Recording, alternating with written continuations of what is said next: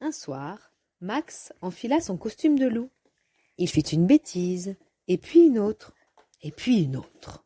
« Monstre !» lui dit sa mère. « Je vais te manger !» répondit Max, et il se retrouva au lit sans rien avoir mangé du tout. Ce soir-là, une forêt poussa dans la chambre de Max. D'abord un arbre, puis 2, puis 3, des lianes qui pendaient du plafond, et au lieu des murs, des arbres à perte de vue. Un océan gronda. Il portait un bateau qui attendait Max. Alors Max fit voile.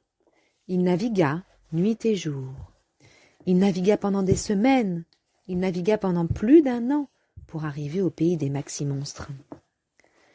Les maximonstres roulaient des yeux terribles. Ils poussaient de terribles cris. Ils faisaient grincer leurs terribles crocs. Et ils dressaient vers Max leurs terribles griffes. « Silence !» dit simplement Max. Il les fixait, tranquilles, droit dans leurs yeux jaunes. Pas un seul de ses cils ne bougeait. « Vous êtes terrible. Vous êtes terrible. Vous êtes notre roi.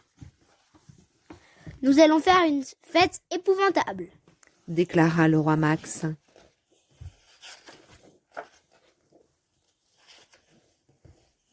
Ça suffit, dit brusquement Max. Vous irez au lit sans souper. Max, roi des maximonstres, resta seul. Une envie lui vint d'être aimé terriblement. De loin, très loin, du bout du monde, lui venaient des odeurs de choses bonnes à manger. Max renonça à être roi des maximonstres. Ne partez pas. Ne vous abonnez pas.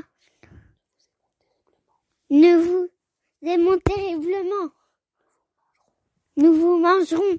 Non, dit seulement Max. Les maximonstres roulaient des yeux terribles. Ils poussaient de terribles cris. Ils faisaient grincer leurs terribles crocs et dressaient vers Max leurs terribles griffes. Du bateau qui portait son nom, Max leur fit un petit salut. Il fit le voile à nouveau. Il vogua le matin, il vogua le soir. Les jours étaient comme des semaines, et les semaines comme des mois.